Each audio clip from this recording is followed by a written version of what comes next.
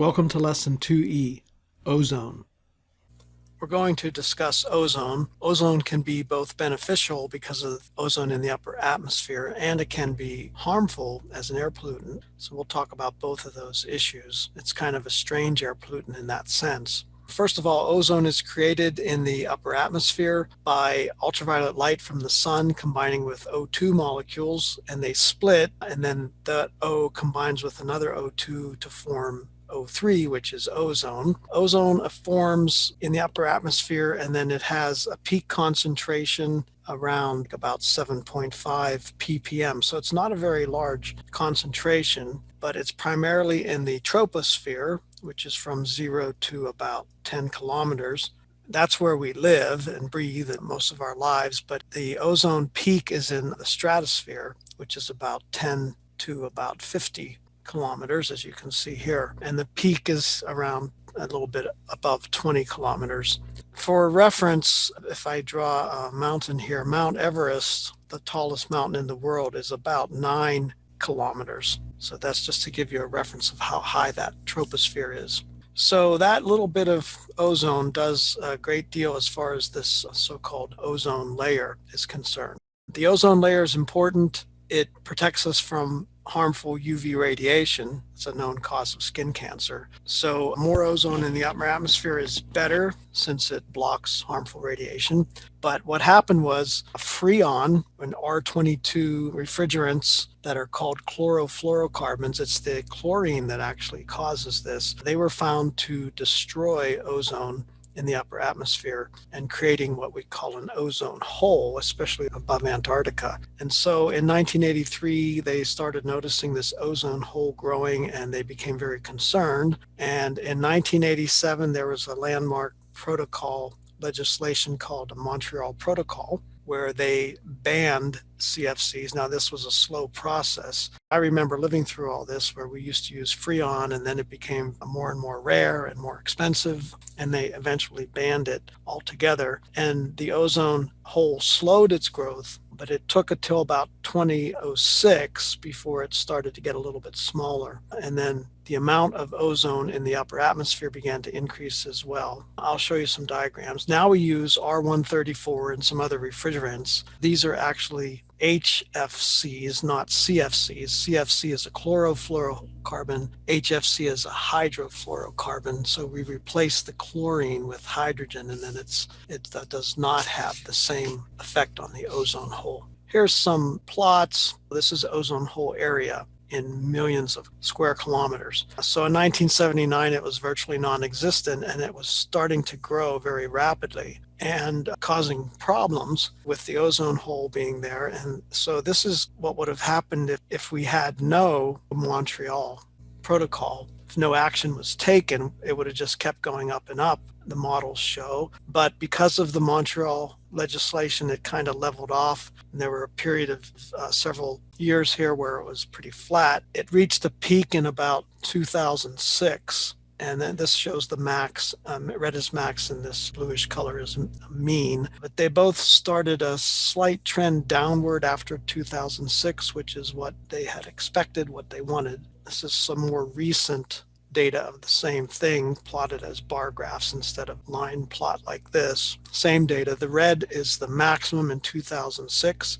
and 2019 was a minimum. Then in 2020, it went back up again. But you can still see this same general kind of trend of flat, and then it started a slight downward trend. I guess we're hoping that 2020 is just an outlier, like 2019 was a low outlier and 2020 a high outlier. Another way to think about this is in terms of what they call Dobson units, which is a measure of how thick the ozone layer is. How much ozone is. It's a measure of concentration, like kind of average concentration in the atmosphere. And so it was up around 225 in 1979, and there was a clear trend downward. It reached a minimum of about 92 in 1994. It was pretty flat after that. And then just recently, again, around 2006 or so, it started increasing again. Hopefully 2020 is an outlier, like I said before, since it went back down. But they're hoping to get this up to about 200 again, 200 of these Dobson units. However, that may take many more decades for that to happen. Here's another way to look at this, an alternate way to look at the ozone hole.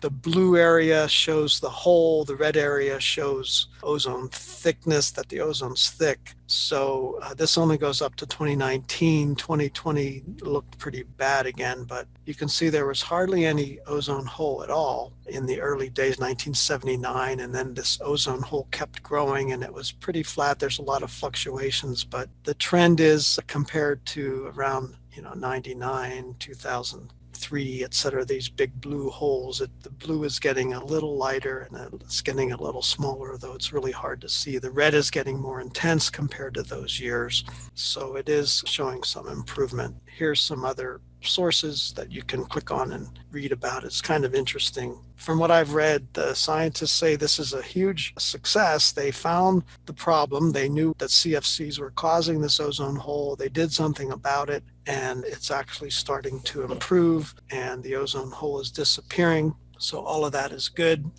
So here's a question then. If ozone is so desirable in the atmosphere, why is it regulated as one of the caps?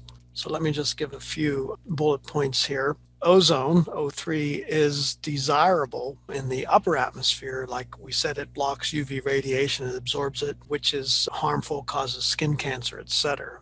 But O3 is harmful to breathe. So we're talking about the troposphere where we live and breathe, whereas in the stratosphere, that's where the ozone is helpful. So in the lower part of the atmosphere, it's harmful to us to breathe, but in the upper part of the atmosphere, it's beneficial. So O3 is an air pollutant. In fact, it's a CAP. It's a criteria air pollutant. So the scientists, weather people, everyone wants to monitor these caps and compare them with the NACs. And so they monitor ozone as one of the caps, as we had discussed. The current NAC, National Ambient Air Quality Standard, for ozone is very small, 0.070 ppm, or 700 parts per billion, which is really, really small. But yet that much can cause some harm in breathing. I'll get to that in a minute here. O3 is also a component of smog. So smoggy cities when you're driving through. I used to live in Los Angeles area, and there was a lot of smog in the air.